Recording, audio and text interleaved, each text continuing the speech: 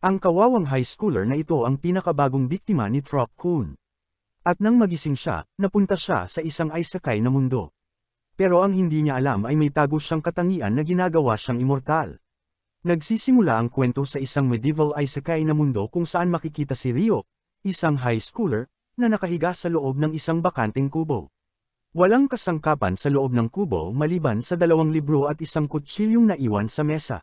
Bumangon si Ryo, hindi pinansin ang 3 bagay na ito, at lumabas para makahinga ng sariwang hangin. Tumingin siya sa paligid at wala siyang nakita kundi matataas na bundok sa lahat ng direksyon. Pagkatapos ay tiningnan niya ang kanyang mga kamay at sinambit ang spell na, Water Come Forth, dahilan upang isang maliit na tubig ay biglang lumitaw at sumabog sa kanyang palad. Nagsimula ang lahat ilang araw na ang nakalipas nang bigla na lang mapunta si Ryo sa isang puting walang lamang espasyo. Habang nagtataka siya kung nasaan siya, biglang lumitaw ang anghel na nagho-host ng realm na ito at habang binabasa ang kanyang iniisip, sinabi nitong hindi ito ang afterlife.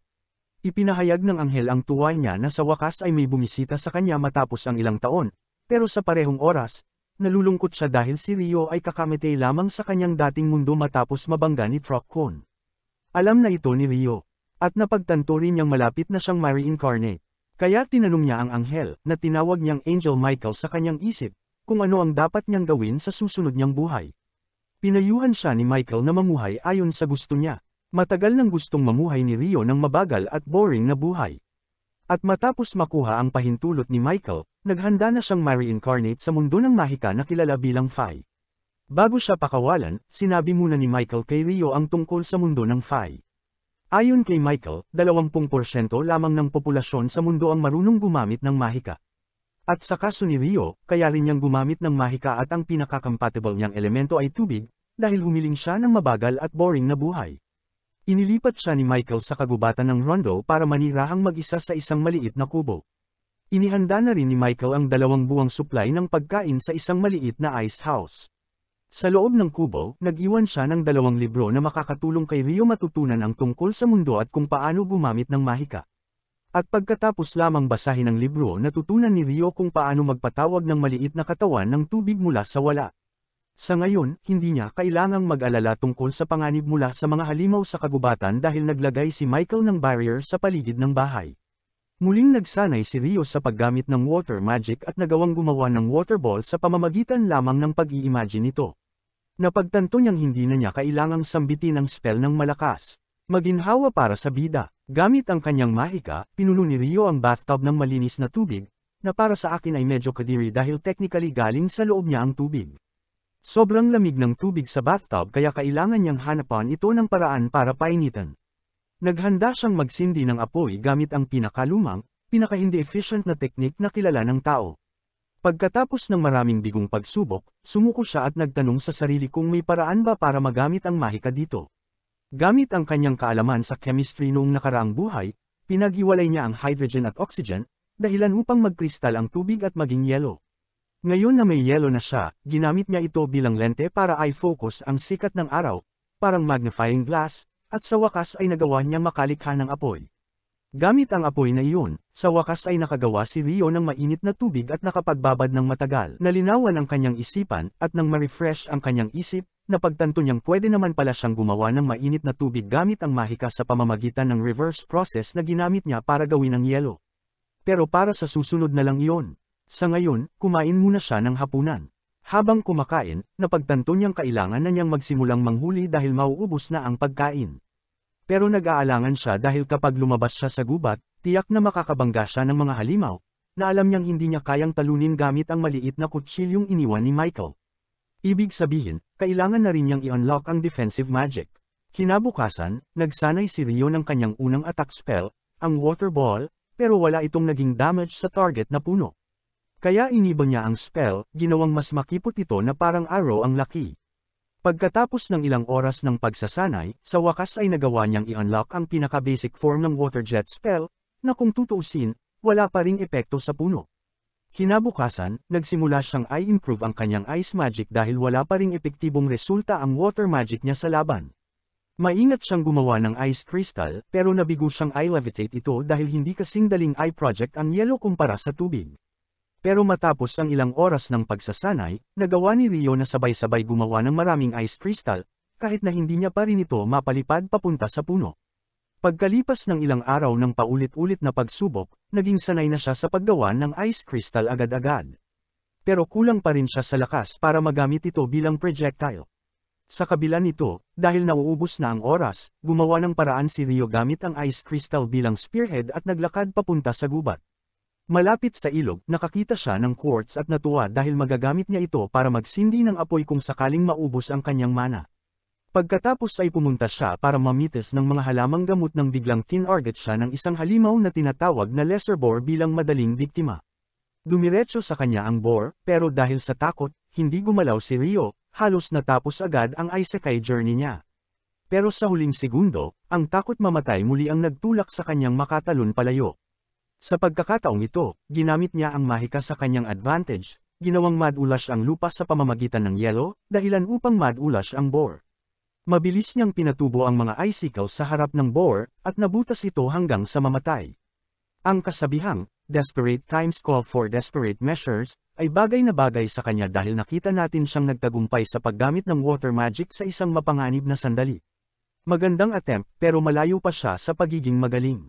Umuwi siya at agad na nagbasa tungkol sa mga halimaw sa Monster Compendium, at hindi nagtagal ay napagtanto niyang ang lesser boar ay ang pinakamahina sa lahat ng halimaw.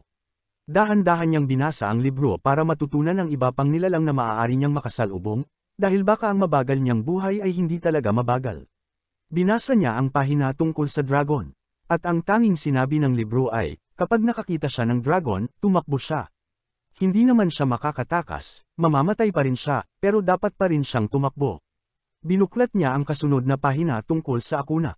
Sa halimaw na ito, hindi niya na kailangang tumakbo. Kailangan niya lang ipagdasal na huwag niya itong makasalubong. Mukhang hindi siya gaanong natulungan ng libro, pero patuloy pa rin siyang nagbasa. Iisipin mong madi-discourage siya sa kanyang unang hunting experience. Pero hindi pwedeng manatili sa loob ng bahay ang isang lalaki magpakailanman. Kaya kinabukasan, naghanda siyang muli at lumabas ulit.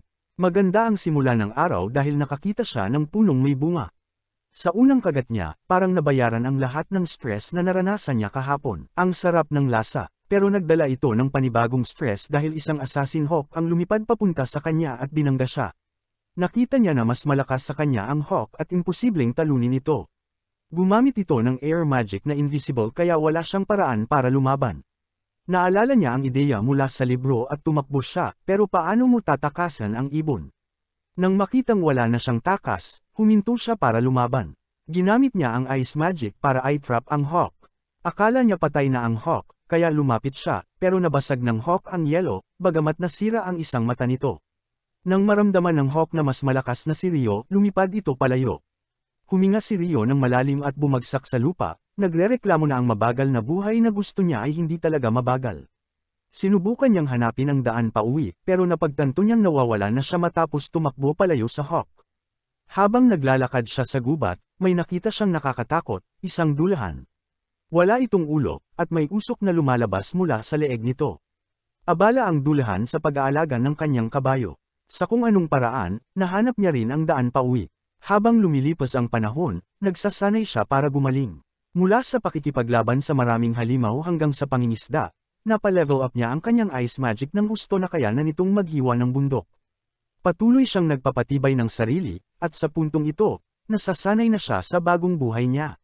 Pero gabi-gabi, bumabalik siya sa lugar kung saan niya unang nakita ang dulahan para labanan ito. Hindi dahil gusto niyang manalo, pero siguro dahil gusto niyang mas tumibay pa siya. Hindi niya alam ang marami tungkol sa dulahan dahil wala itong entry sa Monster Compendium na binabasa niya. Kaya posibleng hindi ito halimaw, o baka wala lang ito sa libro ng mga baguhan. Matapos ang isa pang pagkatalo, inamin niyang ang tanging rason kung bakit siya paulit-ulit na bumabalik ay dahil nararamdaman niyang gustong patibayin siya ng dulahan. Pinanood niya ang dulahan na gumagawa ng ice sword. Inabot ng dulahan ang espada sa kanya, at naintindihan niyang para ito sa kanya. Nang tanggapin niya ang espada, umalis na ang nilalang ng mapayapa. Ang mga sumunod na araw, o baka linggo, ay naging tahimik para kay Rio. Hanggang sa muling bumalik ang hawk na may galit. Sa araw na iyon, nagsasanay siya gaya ng dati, nang makita niya ang hawk sa harap niya. Napansin niyang wala itong isang mata, kaya alam niyang ito yung dating kalaban niya. Pero hindi ito itim noon, pero ngayon ay ganun na. Mas malaki na rin ito ngayon, ibig sabihin, nag-evolve ito. Lumipad ang Hawk papunta sa kanya na may sobrang lakas kaya agad niyang ginamit ang 5-layer ice wall, pero binasag lang ito ng Hawk nang walang kahirap-hirap. Gumamit siya ng 10-layer wall, pero binasag rin iyon. Nang gamitin niya ang Ice Lancer, lumipad lang ang Hawk palusot dito para umatake. Nahulog ang stick na ginagamit niya bilang suporta, at sa gitna ng tensyon, pinulot niya ang espadang bigay ng dulahan at inatake ang Hawk. Yumapekto ang espada. Umatras ang Hawk, tapos umatake ulit ng buong lakas, pero ginamit niya ang espada para batasin ito, at bumagsak ito. Lumapit siya sa Hawk, at inaming determinado talaga ang nilalang na ito. Kinuha niya ulit ang mata ng Hawk, kaya alam niyang gustong gumanti ng Hawk. Pero para sa kanya, ang laban nilang ito ang nagpapatibay sa kanya. Kaya may utang na loob siya sa Hawk. Inamin din niyang nag-evolve ang Hawk para lang lumaban sa kanya. Kaya binigyan niya ito ng karapat-dapat na katapusan, sa pamamagitan ng kanyang sariling kamay. Hinugot niya ang espada, at namatay ang Hawk. Nagpatuloy siya sa kanyang paglalakbay, hindi alam na may dragon na malapit lang. Lumapit ang dragon at nagsalita. Nabigla si Rio na naririnig niya ang tinig ng isang dragon. Masaya rin ang dragon na kaya na niyang gumamit muli ng telepathy. Tinanong niya si Rio kung nakita ba niya ang isang evolved Hawk, at sinabi ni Rio na pinatay niya ito. Nagulat ang dragon kung paano nagawa iyon ni Rio. Kaya ipinakita niya ang espada. Nakilala ito ng dragon bilang espada ng Fairy King at tinanong kung ano ang ginawa ni Rio sa Fairy King para bigyan siya ng ganitong regalo. Pero hindi rin alam ni Rio. Dahil tapos na sa kanyang mga tanong, si Rio naman ang nagtanong sa dragon. Nag-usap sila hanggang sa dumilim na, bago sinabi ng dragon na kailangan na niyang umalis. Bago umalis, nagpakilala si Rio at sinabi ng dragon na ang pangalan niya ay Luan. Talagang nag-e-enjoy si Rio sa kanyang bagong buhay. Sa sobrang saya niya, muling tiningnan ng anghel na nag-reincarnate sa kanya ang kanyang slab at napagtanto niyang may namis siyang mahalagang bagay. May tagong katangian si Rio sa bagong mundong ito na hindi niya napansin dahil ang huli niyang pinadala sa mundong iyon ay walang ganong kapangyarihan. Ito ay ang kapangyarihan ng Eternal Youth. Paano gagamitin ni Rio ang kapangyarihang ito? Ano ang kahulugan nito para sa kanya? Sa tabing ilog, isang misteryosong batang lalaki na may pulang buhok ang nakahiga sa buhangin. Sino siya? Habang maagang nangangaso si Rio papunta sa tabing dagat para mangolekta ng seafood, natagpuan niya ang isang shipwreck, kumpletong Robinson Crusoe ark. Nakita niya ang katawan ng isang lalaki sa tabi ng bangka at matapos i-check ang pulso nito, napagtanto niyang tuluyan nang nawala ang kaluluwa nito mula sa mundong ito. Pagkatapos, napansin ni Rio ang isa pang lalaki na nagngangalang Abel sa kabilang panig ng wasak na bangka. At buti na lang, buhay pa at humihinga si Abel. Kaunting backstory. Si Abel at ilan pang kasama ay nasa isang paglalakbay sakay ng bangka nang biglang dumating ang isang mabangis na thunderstorm. Sa gitna ng unos, isang Titan octopus ang umatake sa kanilang bangka, dahilan upang malunod ang lahat habang nahati sa dalawa ang bangka. Buti na lang at malapit lang nangyari ang insidente, kaya napadpad sila rito. Sa kasalukuyan, dinala na ni Rio si Abel, na wala pa ring malay, sa kanyang bahay, at lumabas siya para gawin ang mga gawaing bahay. Sa mga sandaling iyon, nagising si Abel at nagtataka kung nasaan siya. Lumabas siya ng bahay at nakita niya ang isang literal na flower garden at isang stone path sa gitna na patungo sa kagubatan, lahat ginawa ni Rio. Dumating si Rio, at ipinakita ang tuwa na okay si Abel, kahit hindi naman niya kilala kung sino ito. Si Abel naman, nagulat dahil hindi niya naramdaman ang presensya ni Rio. Ibig bang sabihin nito na may skill si Rio para i-scan ang paligid? Sa kahit anong kaso, ang pinaka-nakakabahala kay Abel ay ang matinding Khal Drogo roleplay ni Rio. Gusto sana niyang tanungin kung isa ba siyang Dothraki na walang damit, pero pinigilan niya ang sarili dahil ayaw niyang mag-iwan ng masamang impresyon sa unang pagkikita. Kaya maayos siyang nagpakilala, nagpasalamat, at inakala na si Rio ang nagligtas sa kanya. Si Rio naman ay sinabing hindi siya karapat-dapat sa pasasalamat dahil ang ginawa lang niya ay dalhin siya sa bahay. Sa kabila nito, naging seryoso si Rio at ibinalita kay Abel ang masamang balita, na lahat ng iba pa ay pumanaw na. Sinabi ni Abel na huwag siyang malungkot para sa kanila, at ibinunyag na ang mga kasama niya sa bangka ay pawang mga smuggler. Habang papaliwanag siya, kumalam ang tiyan niya, kaya iminungkahi ni Rio na ituloy na lang nila ang usapan habang kumakain. Ngayon na magkakilala na sila, tinanong ni Abel kung wala ba talagang damit si Rio. At kalmado lang na sinabi ni Rio na hindi siya makagawa ng damit dahil wala siyang materyales tulad ng sinulid o tela. Sumagot si Abel na pwede naman siyang bumili ng damit sa kalapit na bayan, pero agad niyang naisip na baka wala ngang pera si Rio dahil parang exile saint ang pamumuhay niya. Hindi naman talaga alam ni Abel kung nasaan sila at inaakala lang niyang may mga bayan sa paligid. Kaya ipinaliwanag ni Rio ang sitwasyon at sinabing walang bayan na malapit kaya napilitan siyang mamuhay ng ganito. Tinanong ni Abel kung paano siya nakakakuha ng pagkain at iba pa, at laking gulat niya nang malamang isa palang water magician si Rio. Na-impress si Abel dahil sa pagkakaalam niya, 50% lang ng tao sa Central Province ang marunong gumamit ng magic. Nalungkot si Rio dahil sinabi sa kanya ni Angel Michael na 20% lang ang may kakayahang ito, at inakala niyang espesyal siya. Sa kahit anong kaso, may gustong i-check si Abel.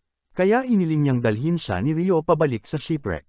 Pagdating nila sa baybayin, laking gulat nilang wala ng bangkay doon. Inakala ni Rio na inanod na ito ng dagat o kinain na ng mga halimaw. Ibig sabihin, kung hindi siya nailigtas ni Rio, tiyak na kinain na rin siya. Kaya mas lalo siyang nagpasalamat kay Rio at sinabing kahit estranghero sila, tunay siyang kaibigan. Naghanap si Abel sa shipwreck pero hindi niya nahanap ang bagay na hinahanap niya. Kaya binago niya ang plano niya, babalik siya sa mga kaibigan niya sa bayan ng Loon, na inakala niyang nasa Hilaga. Inimbitahan niya si Rio na sumama sa kanyang paglalakbay, dahil kailangan niya ng guide dahil hindi niya alam kung saan ang Loon. Wala rin namang alam si Rio, pero pumayag siya at sinabing maaari silang umalis bukas pagkatapos niyang makapaghanda. Tinanggap ito ni Abel at nagkamay sila bilang kasunduan. Kinagabihan, nagpaalam si Rio sa buhay Dothraki tribe at lumabas papuntang gubat para magpaalam din sa Dullahan, ang mahiwagang nilalang na nagsanay sa kanya. Sinabi ni Rio kay Dullahan ang plano niyang umalis bukas, pero nangakong babalik din siya balang araw. Ipinapahayag niya kung gaano siya nagpapasalamat kay Dullahan sa lahat ng ginawa nito para sa kanya at nagpasya siyang makipag-sparring ng huling beses sa kanyang guro.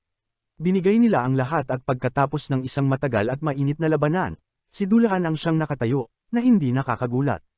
Ngayon na panahon na para umalis, binigyan ni Dullahan si Rio ng isang pamamaalam na regalo, isang maayos na main character na kasuotan para sa dating palaboy na ito.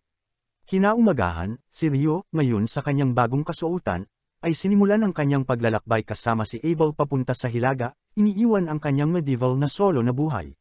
Sa kanilang paglalakbay, nakasalubong nila ang isang ligaw na baboy, at si Abel ang humarap sa sitwasyon. Kahit hindi siya makagamit ng magic, gumamit siya ng sword skill para mapabilis ang kanyang galaw at sinaksak ang baboy, pinatay ito sa isang hampas. Ang gubat ay tila walang katapusan, kaya kinailangan nilang magkampo sa gabing iyon sa ilalim ng isang malaking puno. Ipinagpatuloy nila ang paglalakbay kinaumagahan at dumating sa may lawa kung saan napansin nila ang isang lizardman na magkasintahan na nagkakaroon ng pribadong sandali sa malayong tubig. Ayaw makipaglaban ni Abel sa kanila, at sinabing malalakas ang mga lizardmen, kaya kumaliwa sila bilang pag-iwas. Gayunman, gamit ang kanyang detection skill, naramdaman ni Rio ang ilang nilalang na papalapit at pinaghihinalaang napansin na sila ng mga lizardmen. Sinabihan ni Abel si Rio na manatili sa likod niya, pero tumanggi si Rio dahil nararamdaman niyang maraming kalaban ang papalapit. Hindi iniisip ni Abel na magiging kapaki-pakinabang ang magic ni Rio kung wala siyang magic staff. Ngunit sa gulat ni Abel, hindi ito kailangan ni Rio. Hindi rin niya kailangan mag-chant ng spells. Sa isang iglap, nagpakita siya ng ilang ice crystals at pinakawalan ng mga ito sa apat na papalapit na lizardmen, agad na pinabagsak silang lahat. Sa loob ng ilang segundo, ang buong labanan na hindi kayang tapusin ni Abel ay natapos ng madali. Matapos talunin ni Rio ang mga halimaw, tinanong siya ni Abel kung ano ang ginamit niya dahil hindi pa niya iyon nakita noon. Hindi iniisip ni Rio na espesyal iyon. Ang ginamit lang niya ay isang water lancer. Sinabi niya kay Abel na hindi iyon espesyal, pero iba ang pakiramdam ni Abel, lalo na't nakita niyang sabay-sabay na apat ang ginamit ni Rio, taliwas sa kanyang pagkakaalam na isa lang ang kayang gamitin ng mga mages sa isang pagkakataon. Sinabi niya kay Rio na siya ay nag-aalala, at totoong ang inamin ni Rio na hindi niya alam ang bagay na iyon. Sinubukan niyang ilihis ang usapan pero iginiit ni Abel na ganoon gumana ang magic para sa mga wind mages na kilala niya. Kaya ipinaalala ni Rio sa kanya na isa siyang water mage. Bago sila magpatuloy sa paglalakbay, nag-angkant si Rio at nagpakita ng tubig para inumin. Ipinaalala niya kay Abel na pagod na sila at mahaba pa ang araw kaya dapat silang uminom ng tubig. Tinanggap ito ni Abel, pero nanatiling nag-aalala tungkol sa isang bagay. Ang incantation na ginawa ni Rio para tawagin ang tubig ay iba sa mga nakasanayan ni Abel, pero hindi siya binigyang pansin ni Rio. Nagpatuloy sila sa kanilang paglalakbay, at habang papalapit sa Loon, binigyan ni Abel si Rio ng barya na maaaring gamitin sa Loon. Tuwa-tuwa si Rio dahil ito ang unang beses na humawak siya ng pera mula nang makarating sa mundong iyon. Dahil sa kasiyahan ni Rio, ipinaliwanag ni Abel sa kanya na may iba pang uri ng currency at ang pera ay galing sa kaharian ng Nightly, isang kaharian na kasapi ang Loon. Dagdag pa ni Abel, may 3 lungsod sa kaharian na iyon, Loon, Handalu Federation, at Dabuhi Empire. Nang banggitin ni Abel ang Dabuhi, huminto si Rio, na siyang nagtulak kay Abel na magtanong kung nagkaroon na ba siya ng karanasan sa lungsod na iyon. Sinabi ni Rio na wala. Nabigla si Rio dahil sa pangalan ng lungsod. Pakiramdam niya ay hindi maganda ang pangalan at hindi magiging maganda kung miyembro siya ng lungsod na iyon at ipakilala ang sarili gamit ang pangalang iyon. Mabuti na lang at hindi nga siya miyembro ng lungsod na iyon. Nagpatuloy sila sa paglalakad at nagbiruan tungkol dito. Habang naglalakad sa mga bato, napansin ni Abel na gumagalaw ang isang bato. Inatake niya ito at sumali si Rio, ngunit napagtanto niyang nasa loob na sila ng pugad ng rock golem. Patuloy na bumubuo ang bato ng sarili nito, at tumakbo si Abel para saksakin ito, ngunit agad itong nag-regenerate. Nang makita ni Rio na walang epekto ang espada ni Abel, tumawag siya ng 10 layer ice rock at pinukpok ang 2 bato. Natalo ang mga ito kaya inulit niya ang ginawa sa natitirang mga bato. Pagdating nila sa huli, napansin ni Rio na hindi gumagalaw ang bato. Napagtanto niyang nakatihaya ito, nakukuha nila ang lakas mula sa lupa, at kung nakatihaya sila, wala silang lakas. Nakita rin nila ang isang magic core sa ilalim ng kanilang mga paa at kinilala ni Abel na pinatay na ng mga bato ang ilang halimaw.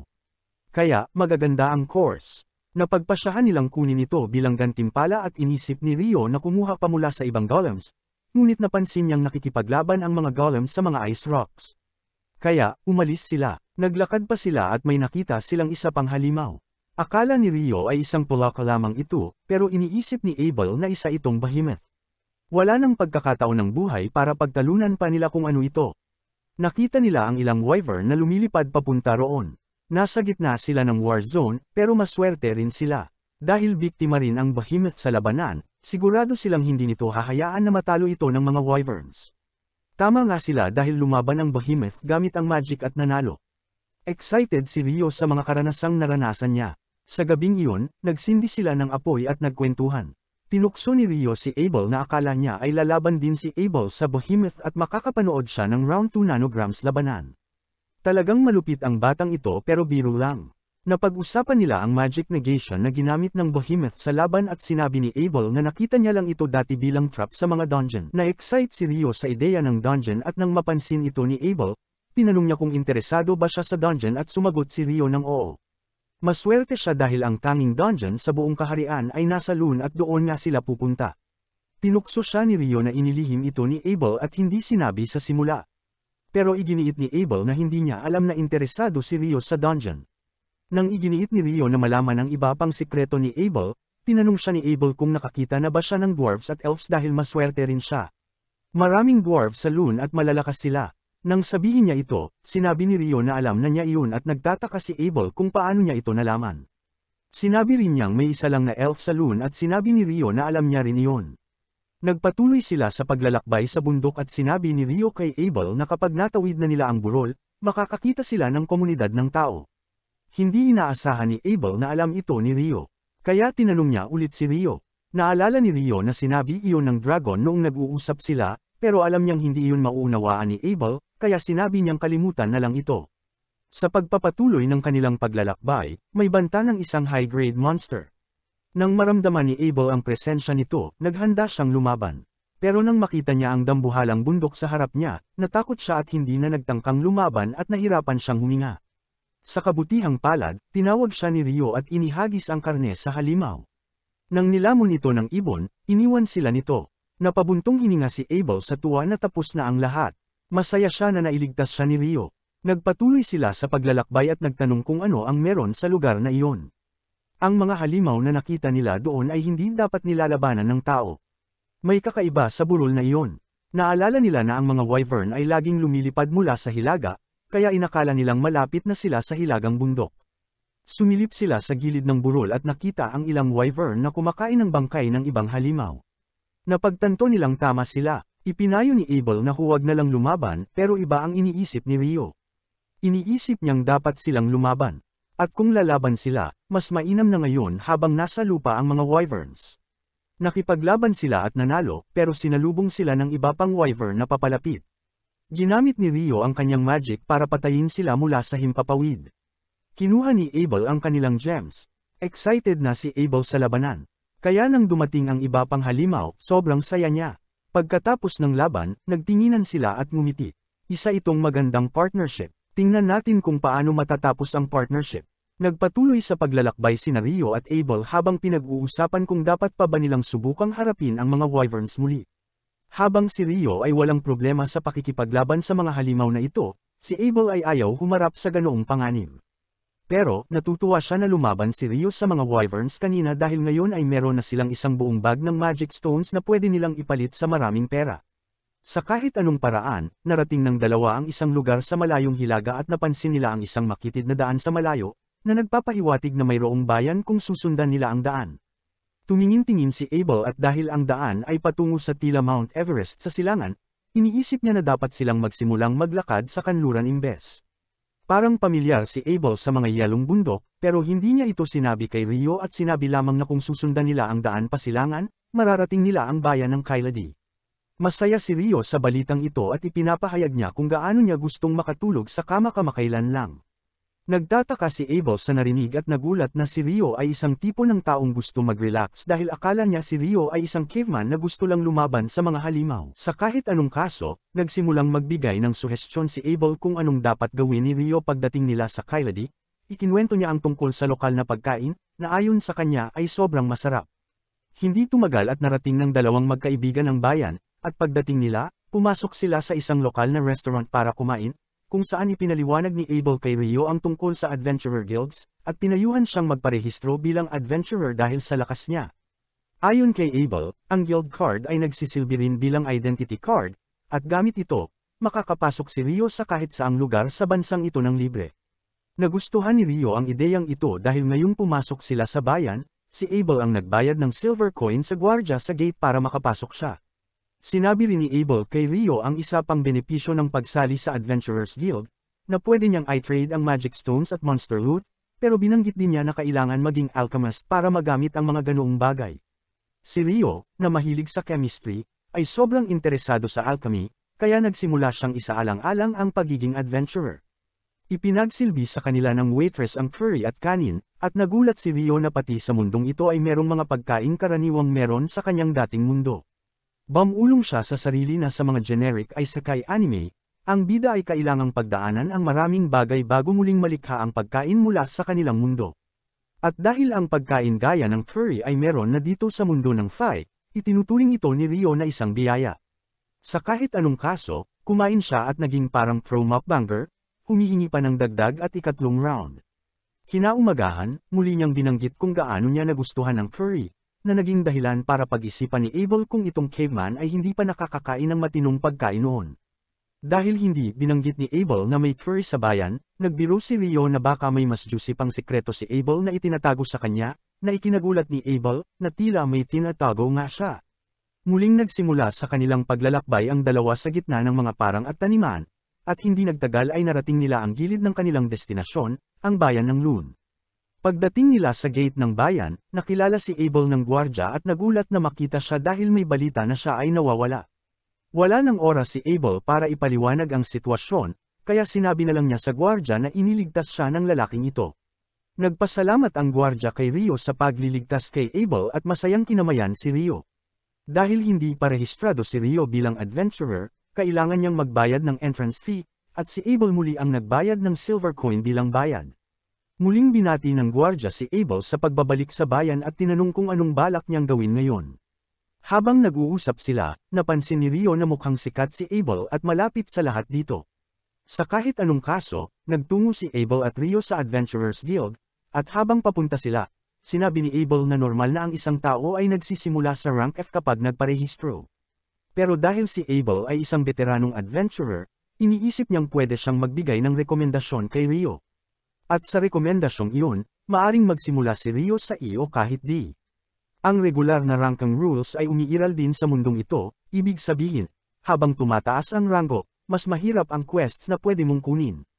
Iniisip ni Abel na hindi kailangang gumawa ng quest si Rio, dahil magkakaroon na siya ng maraming pera pag naibenta nila lahat ng magic stones na meron sila.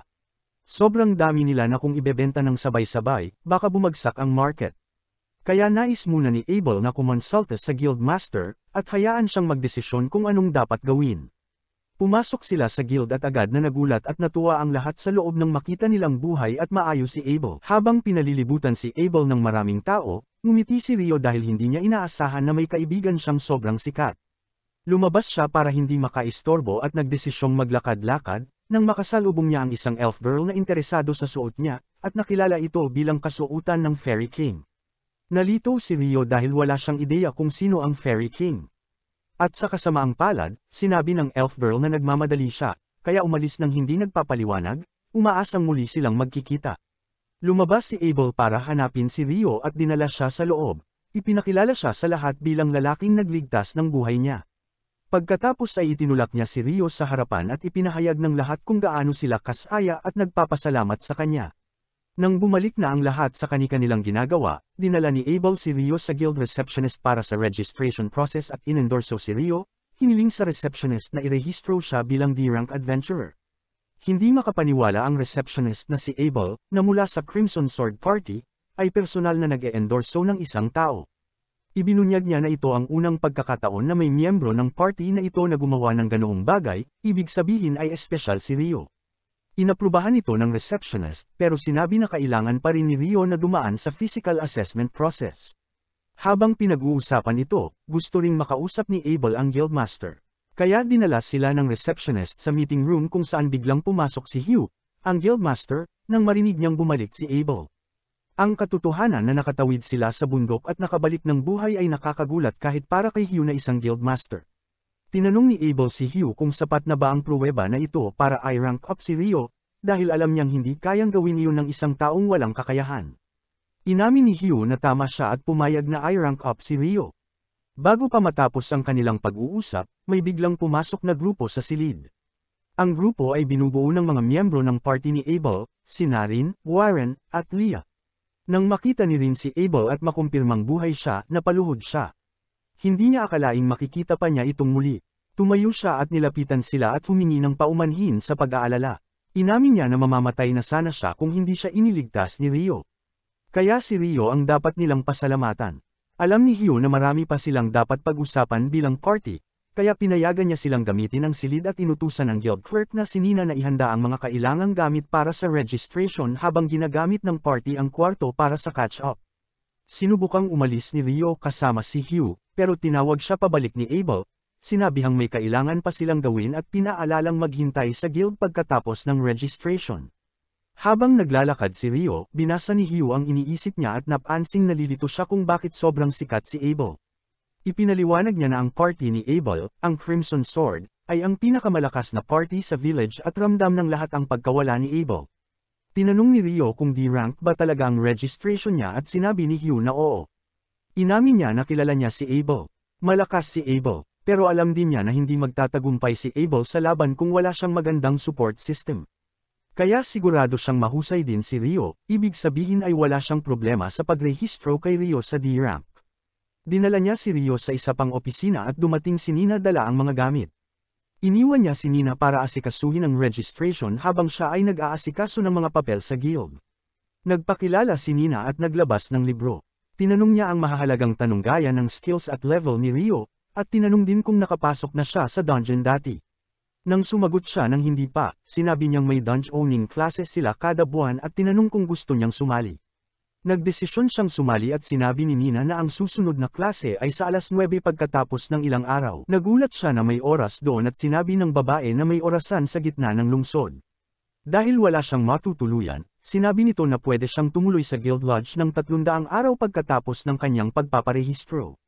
Pagkatapos ng kanyang papeles, dinala niya ang card at pinahawak sa kanya ang palad sa isang system.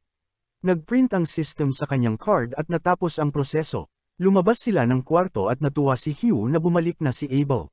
Nagrereklamo ito na naging magulo ang buong lungsod dahil sa pagkawala ni Abel. Bumalik si Rio kay Abel na agad siyang ipinasyal. Sinabi ni Abel na kukunin nila ang bayad sa mga batong na ibenta nila at bibilhan din niya ng damit at tungkod si Rio. Nagpasalamat si Rio sa kabaitan nito pero nagtataka siya kung bakit gusto siyang bilhan ng tungkod. Sabi ni Abel, dapat may tungkod ang isang magician, pero sinabi ni Rio na ayos lang siya kahit wala. At hindi rin naman daw ganoon kaimportante dahil palagi naman siyang may dalang espada. Akala ni Abel ay wala siyang espada, pero ipinakita ni Rio ang espada sa kanyang tagiliran. Para kay Abel ay kutsilyo lang yun dahil maliit. Pero sabi ni Rio, espada yun at kaya niya iyong gamitin. Ang buong buhay ni Rio ay ikinagulat ni Abel, at marami rin siyang bagay na hindi maintindihan. Kailangan niyang tanungin si Abel ng ilang bagay. Pagkatapos mamili at sumagot sa mga tanong, nalaman niya na ang mundong iyon ay may 24 oras kada araw, 7 araw sa isang linggo, at 30 araw sa isang buwan, katulad sa Earth. Dahil sa curry na kinain niya, nahinuhan niyang baka may taong nag-reincarnate mula sa Earth at binago ang mundong ito. Lumapit sa kanya si Abel at nagpasalamat siya sa mga binili nito. Sinabi ni Abel na may isa pa silang pupuntahan at bilang guest of honor, hindi siya pwedeng tumanggi.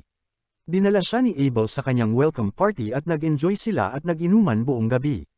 Kinaumagahan, pagod siya. Naglakad siya pabalik sa lodge kasama si Nina, na nagsabing mukhang masaya ang gabi niya.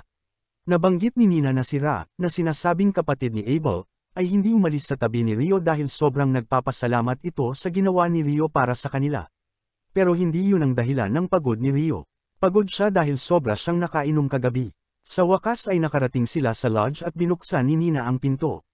May 2 tao na sa loob at ipinakilala ni Nina si Rio bilang huling roommate nila. Nagpakilala ang 2 roommates na sina Nils at Eto, at pinaalalahanan ni Nina si Rio tungkol sa klase niya kinabukasan bago siya umalis. Pagkaalis ni Nina, sinabi ni Nils kung gaano ito kaganda pero hindi interesado si Eto sa ilusyon ni Nils kaya lumapit siya kay Rio. Nagbatian sila at nagkasundong magiging casual lang sila habang magkasama. Kumatok ulit si Nina at dinala ang isa pang roommate, si Amon. Mukha siyang bata at tinanong nila ang edad niya. Sinabi niyang 16 siya, pero kamamatay lang ng kanyang mga magulang kaya nagpasya siyang maghanap buhay bilang adventurer. Hiningi ni Nina na tanggapin siya at pinaalalahanan si Rio na sabay silang pupunta sa klase kinabukasan. Samantala, ikinwento ni Abel sa kanyang party ang mga nasaksihan niya kay Rio. Paano ito gumamit ng magic kahit walang tungkod? Paano siya gumamit ng yelo para patayin ang mga wyvern at iba pang ginawa niya? Isa sa mga party members, si Rin, ay hindi makapaniwala sa sinabi ni Abel. Pinagdiinan niyang imposible iyon dahil ang magic ay gumagamit ng distansya at lapid. Pero iginiit ni Abel na iyon talaga ang nakita niya. Sinabi pa niya kung paano ginamit ni Rio ang mga bloke ng yelo para patayin ang mga wyvern, bagay na imposible para kay Rin. Isa pang party member, si Leah, ang nagsabing iisa lang ang alamat na ganoon kalakas, at iyon ay ang Inferno Magician. Ang lahat ng narinig nila tungkol sa Inferno Magician ay inakala nilang mga chismis lang dahil walang nakasaksi. Isa pang kinababahala nila ay kung ganoon kalakas si Rio, baka tumalikod ito sa kanila o pumanig sa Empire. Pero tiniyak ni Abel na hindi pwedeng pumanig si Rio sa Empire dahil galit ito sa pangalang Dabuhi Empire. Samantala, si Rio ay tumatawa at nagbibiro kasama ang mga bago niyang roommates habang iniisip kung gaano nakalaki ang nabago sa kanyang buhay. Ilang araw pagkatapos noon, natapos na ni Rio at Amon ang crash course nila sa Dungeon Exploration for Dummies, at sinabi ng teacher nila na papasok na sila sa unang level ng dungeon sa hapon. Halatang kabado si Amon tungkol sa pagpasok sa dungeon, pero sinabi ni Rio sa kanya na mag-relax lang dahil kung magpapanik siya ngayon, mapapagod siya pagdating nila sa dungeon. Tinanong ng instructor kung may mga tanong ba, at tinanong siya ni Rio kung may paraan ba para makapag-travel agad sa mga floor na na-clear na nila. Na-impress ang instructor sa tanong dahil ang mga experienced adventurer lang ang may alam tungkol doon. Sinabi niya na may ilang dungeon sa south na may feature para makapag-travel agad sa pagitan ng mga checkpoint, pero walang ganon sa dungeon ni Loon. Pagkatapos noon, dinala ng instructor ang lahat ng estudyante sa dungeon na nasa gitna ng syudad. Ipinaliwanag niya na ang syudad ay talagang itinayo sa paligid ng dungeon, at tuwing ilang taon, biglang damadami ang monster sa loob ng dungeon, at minsan umaabot pa ang mga ito sa surface. Ipinaliwanag niya na ang mga pader sa paligid ng dungeon ang pumoprotekta sa mga tao laban sa monsters, pero siniguro niya sa mga newbie na walang chance na magkaroon ng malaking monster wave sa ngayon. Maya-maya, nakarating na sila sa first floor ng dungeon, na isang safe zone na walang monsters. Sinabi ng instructor na malaya silang mag-explore sa first floor, pero kailangan nilang manatiling malapit sa entrance. Nag-team up sina Rio at Amon, at agad naramdaman ni Rio na may paparating na monster. Sinabi niya kay Amon na tirahin ang monster habang hinahawakan niya ito sa pwesto, at kabadong inugot ng bata ang kanyang espada. Ilang sandali pa, may dumating na monster ant at agad itong kinilala ni Rio bilang isang soldier ant galing sa librong nabasa niya. Sinabi niya kay Amon na tirahin ang leeg ng monster habang pinipigil niya ito gamit ang icicle lances. Lubusang napabagsak ni Rio ang monster sa lupa at madaling naputol ni Amon ang leeg nito, kaya nakuha niya ang kanyang unang kill.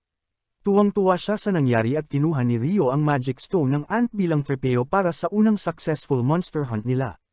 Kinagabihan, kumain sila kasama ang kanilang roommates na gustong i-celebrate ang unang dungeon trip nila at na-impress sila na napabagsak nila ang isang soldier ant. Sinabi ni Amon na siya lang ang tumira ng finishing blow at si Rio talaga ang gumawa ng karamihan sa trabaho sa pagpigil sa ant.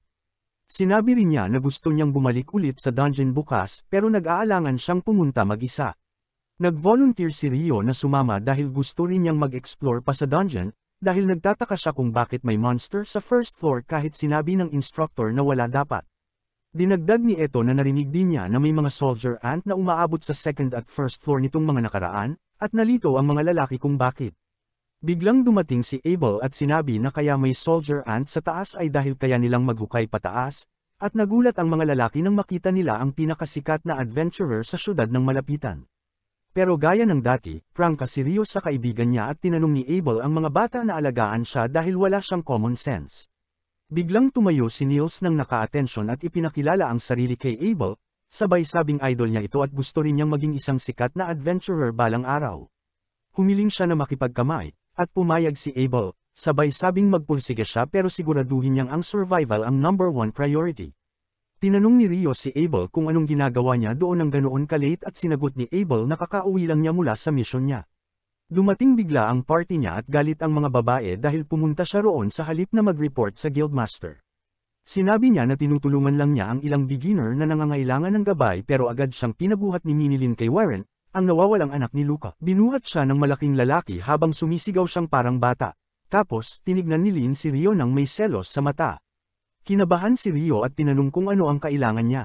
Pero pinagsabihan siya ng priestess na si Leah na tumigil na, sabay humingi ng pasensya kay Rio sa abala.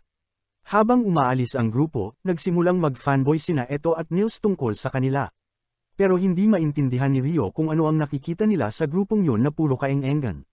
Samantala, sinabi ni Leah kay Lin na hindi maganda ang pagtitig niya kay Rio, pero sagot ni Lin, curious lang siya dahil palaging pinupuri ni Abel ang magic skills ni Rio. Umamin si Leah na curious din siya, pero sinabi ni Abel na malapit na nilang makita ang tunay na kakayahan ni Rio. Kinabukasan, bumalik ulit sina Rio at Amon sa dungeon, at sa pagkakataong ito, nakalaban nila ang ilang monster dogs.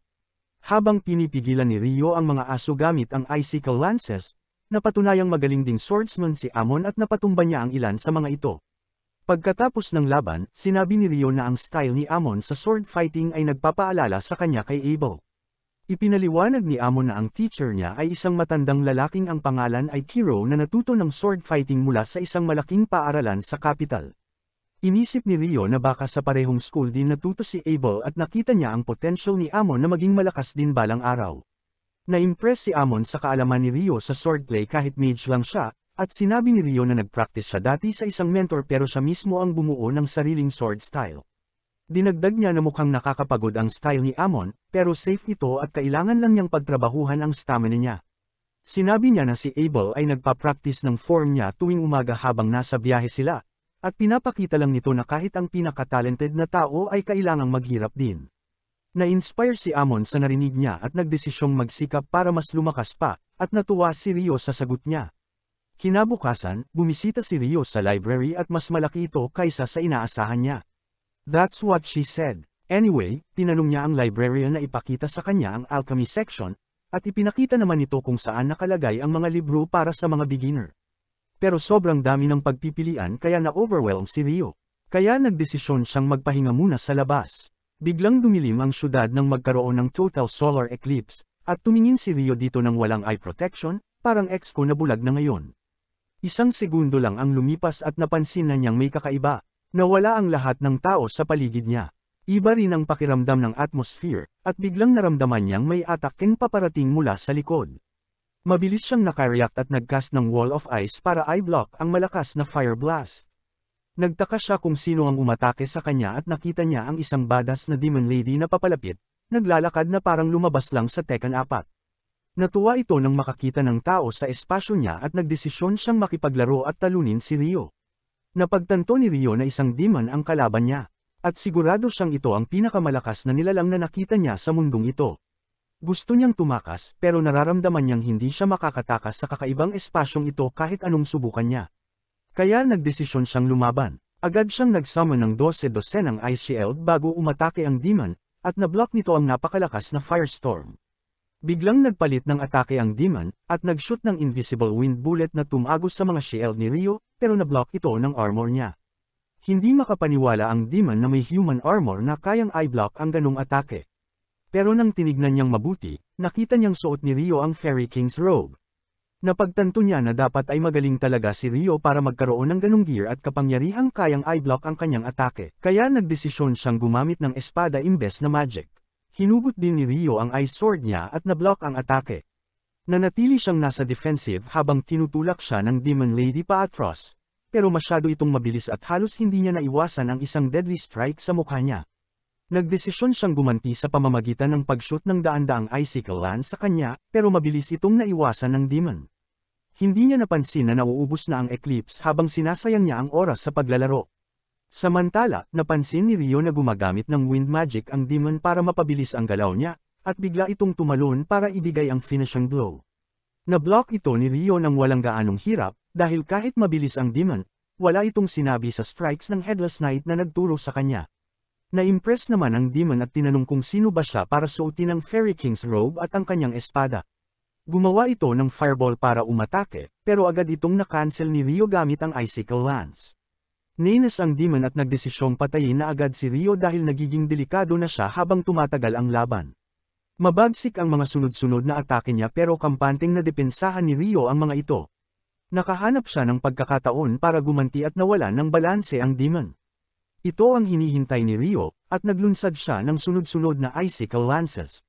Gumawa ang demon ng wall of fire para ma-neutralize ang lahat ng atake, pero habang tumitindi ang atake ni Rio, gumawa siya ng rock walls para protektahan ang sarili.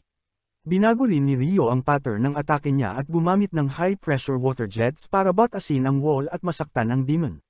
Nagulat ang demon nang masaktan siya sa atake, pero maswerte siya dahil bulag na atake lang ang ginagawa ni Rio dahil sa makapal na usok. Pagkatapos nito, nagdesisyon si Rio na tapusin na ang laban, pero tumalon ang demon papunta sa kanya para harangin ang atake niya. Habang nagkakabanggaan sila sa ere, napansin ni Rio na mabilis naghihilom ang sugat ng demon woman.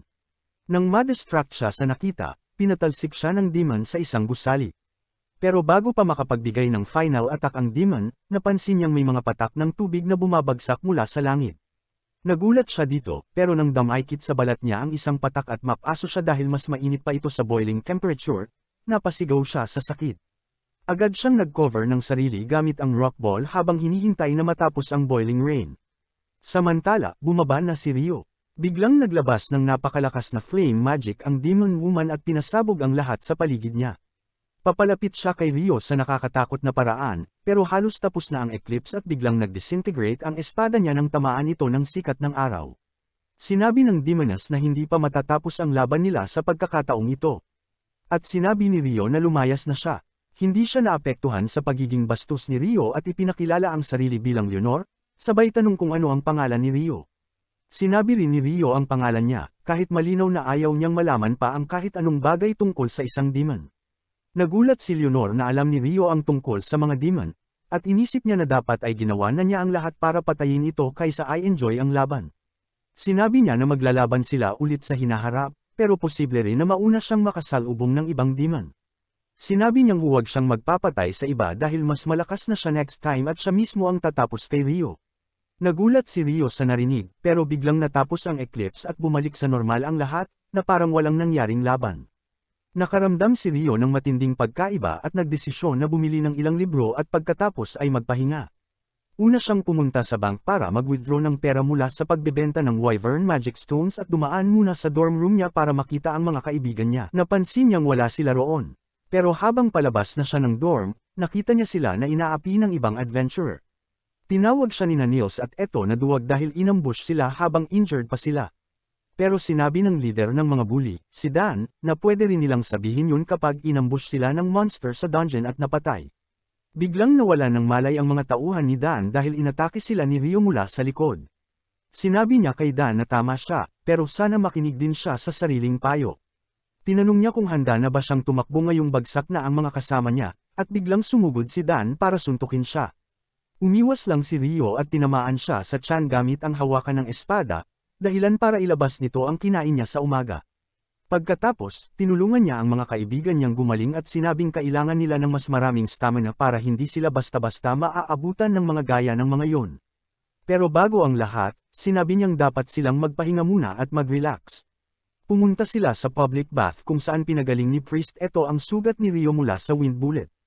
Curious ang lahat kung sino ang pwedeng makasugat kay Rio kahit na sobrang lakas niya, pero nagdesisyon siyang huwag munang sabihin sa kanila ang tungkol sa demon dahil mas mahalaga muna ang pagre-relax. Pagkatapos noon, nagsimulang magpunta sina Amon, Nils, at Eto sa dungeon bilang isang team.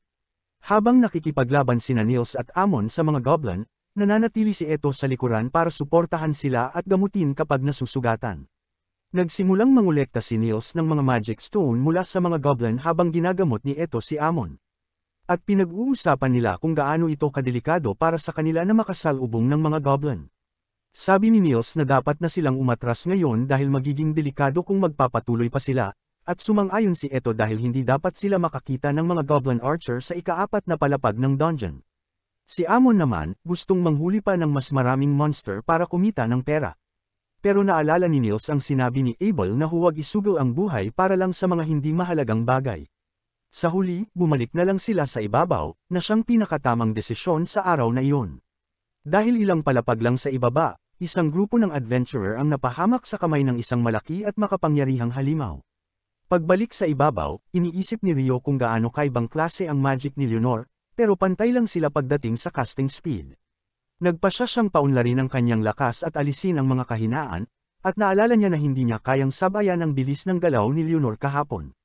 Naiinggit siya sa wind magic nito, pero dahil hindi niya kayang gawin iyon, nagdesisyon siyang huwag mainggit at gumawa ng sarili niyang solusyon.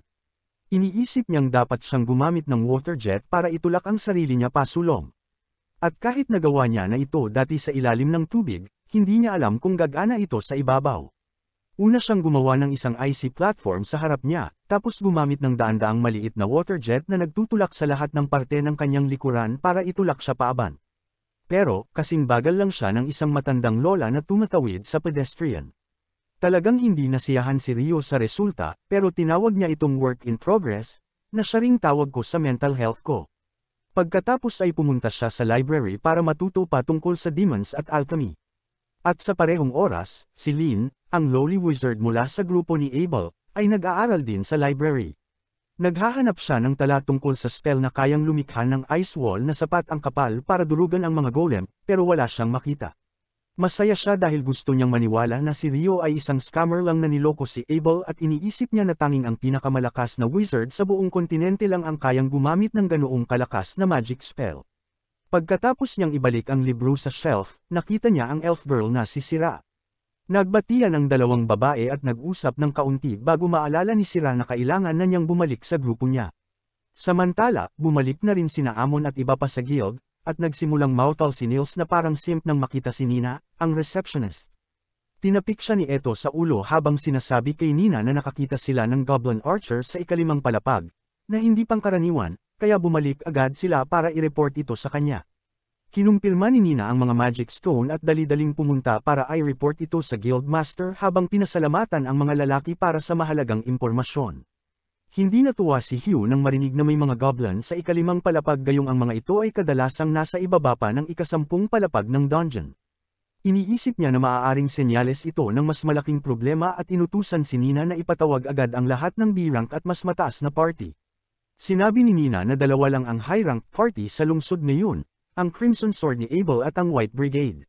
Di nagtagal, nagtungo na sina Abel at ang kanyang grupo sa opisina ni Hugh, at hindi siya natuwa na kailangan niyang makatrabaho ang White Brigade sa misyong ito dahil hindi niya gusto ang kanilang leader. Sinabihan siya ng mga babae na tigilan na ang pagiging duwag, at kahit papaano'y kumalma siya bago pumasok sa opisina. Nandoon na si Phelps, ang leader ng White Brigade, at hirap si Abel na huwag ipakita sa mukha niya ang inis nang makita ito. Pagkaupo ng dalawa, ipinaliwanag ni Hugh na may mga goblin na natagpuan sa ikalimang palapag ng dungeon at siguradong totoo ang impormasyon. Sinabi niya na parehong Crimson Sword at White Brigade ang kailangang pumasok sa dungeon para imbestigahan kung may senyales ng monster outbreak. Sinabi niya na ang huling outbreak ay nangyari 10 taon na ang nakalipas at kahit maaga pa, posible na may paparating na outbreak. Inalok niya sila ng paunang bayad na 100 gold coins at dagdag na 200 gold coins kapag natapos ang misyon. Pero nagtanong si Abel kung investigasyon lang ba talaga ang dapat nilang gawin. Sumagot si Hugh ng oo, at pagkatapos ay nagtanong si Phelps kung ano ang dapat nilang gawin kung nagsimula na talaga ang monster outbreak. Sumagot ang guildmaster na dapat silang bumalik agad sa ibabaw dahil isasara nila ang mga pader sa paligid ng dungeon at hihingi ng tulong sa mga knights para kalabanan ang mga monster. Sinabi niya na naipaalam na niya ito sa Lord at sa headquarters ng Knights dahil kung totoo man ito, kailangan nilang maging handa. Tinanong niya ang dalawang grupo kung tatanggapin ba nila ang misyon, at agad silang pumayag. Kinabukasan, naghanda na si Rio para pumunta sa Northern Library bago pa magising ang mga kasama niya sa kwarto. Sinabi niya na balak niyang mag-aral pa tungkol sa alchemy at narinig niya na may mga libro tungkol sa advanced topics sa Northern Library. Sinabi ni Eto na tama ang narinig niya at ang mga D-rank at pataas na adventurer ay pwedeng pumasok sa Northern Library. Dagdag pa ni Amon na may mga chismis na may mga forbidden book din sa Northern Library. Tuwang-tuwa si Rio nang marinig ito, pero sinabi ni Eto na kailangan mo munang maging D-rank adventurer para makabasa ng mga ganoong libro. Binigyan siya ng good luck ng mga lalaki sa kanyang paghahanap ng kaalaman habang sila naman ay naghanda na rin para sa panibagong dungeon raid.